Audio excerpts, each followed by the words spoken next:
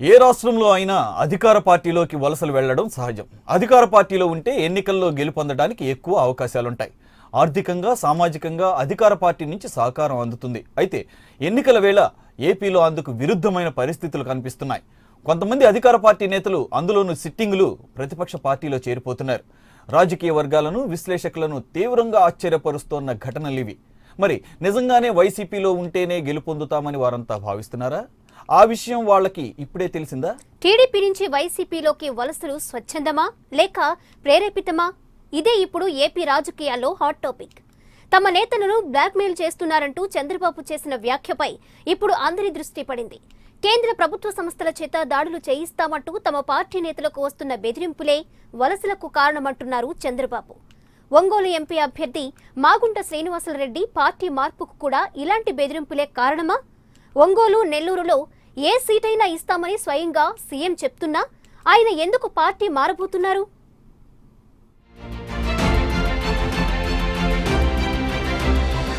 ఏపీలో సెగలు పుట్టిస్తోన్న వలసల రాజకీయం.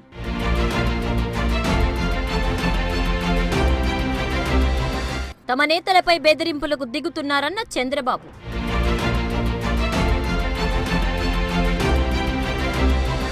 మాగుంట పార్టీ మార్పు వెనుక రీజన్ ఏంటి?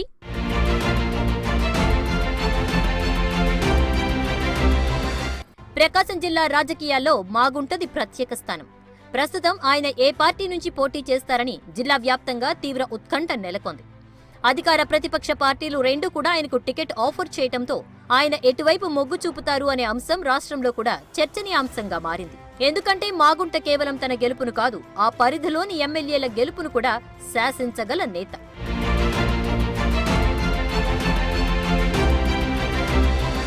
అధికార పార్టీలో మాగుంటకు ఎలాంటి ఇబ్బంది కూడా లేకపోయినా ఆయన పార్టీ మారాలని ఎందుకు నిర్ణయం తీసుకున్నారనే అంశంపై చాలా రోజుల నుంచి భిన్న కథనాలు వినిపిస్తున్నాయి. అయితే తన సంస్థలపై కేంద్ర ప్రభుత్వ సంస్థలు దాడులు చేస్తాయన్న కారణంగానే ఆయన పార్టీ మారాలని నిర్ణయం తీసుకున్నారంటూ తాజాగా జరుగుతున్న ప్రచారం. ఇది సంచలనంగా మారింది. తాజాగా ముఖ్యమంత్రి చంద్రబాబు చేసిన వ్యాఖ్యలు కూడా మాగుంట పార్టీ మార్పు వెనుక ఏదో కారణముందన్న వాదనకు బలాన్ని చేకూరుస్తున్నాయి.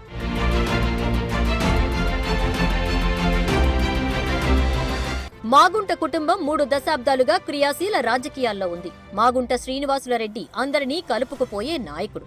పార్టీలకు, వర్గాలకు అతీతంగా అందరితో మంచి సంబంధాలు ఉన్న నేత. అంతేకాదు, మాగుంట ప్రకాశం జిల్లాలో ఎన్నో సేవా కార్యక్రమాలు చేశారు. తన నియోజకవర్గంలో ఏ చిన్న కార్యక్రమం జరిగినా, ఎవరు ఏ ఫంక్షన్ కు ఆహ్వానించినా తిరస్కరించకుండా అందరితో కలిసిమెలిసి తిరుగుతారు మాగుంట.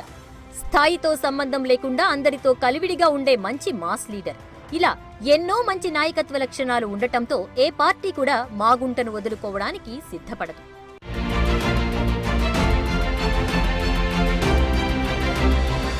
సహజంగా ఏ రాజకీయ పార్టీ నేత అయినా ఎన్నికల బరిలో నిలబడే సమయంలో సర్వేలు చేయించటం, ప్రజానాడి తెలుసుకుని ముందుకు వెళ్లడం సహజంగా జరిగేది. మాగుంట కూడా అదే పని చేశారు.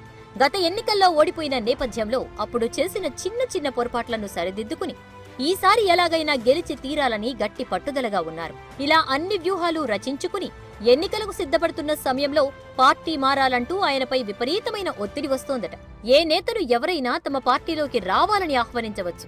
అయితే మాగుంటను తమ పార్టీలోకి రాకపోతే వ్యాపారాలపై కేంద్ర ప్రభుత్వ సంస్థల చేత దాడులు చేయిస్తామని బెదిరిస్తున్నారంటూ ప్రచారం మొదలైంది. ఇంతకీ మాగుంటను పార్టీ మారాల్సిందిగా ఎవరు బెదిరిస్తున్నారన్నదే ఇప్పుడు పెద్ద ప్రశ్నగా మారింది.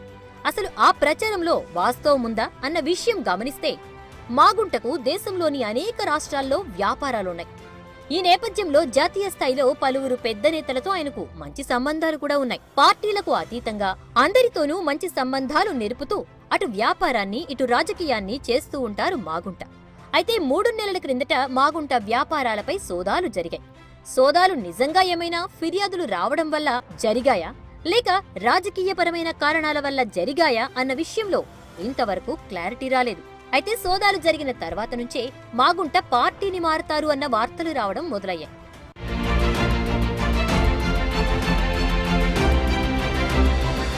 మాగుంటను ఈడీ, ఇన్కమ్ ట్యాక్స్ రైడులు భయపెడుతున్నాయని ప్రచారం జరుగుతోంది. చంద్రబాబు తాజాగా చేసిన వ్యాఖ్యలు ఆ ప్రచారానికి మరింత ఊతమిస్తున్నాయి. తమ పార్టీలోని పారిశ్రామికవేత్తలైన నేతలను భయపెడుతున్నారని చంద్రబాబు అంటున్నారు.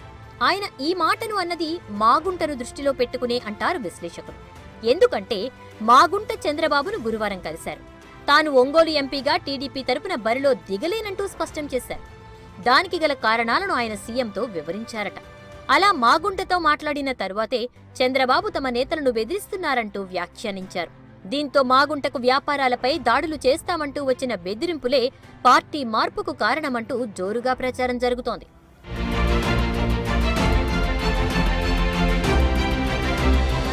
మరోవైపు ఇంత చర్చ జరుగుతున్నా, తనపై ఇంతగా ప్రచారాలు సాగుతున్నా ఇప్పటివరకు మాగుంట శ్రీనివాసులరెడ్డి మాత్రం పార్టీ మార్పుపై ఒక్క వ్యాఖ్య కూడా చేయలేదు.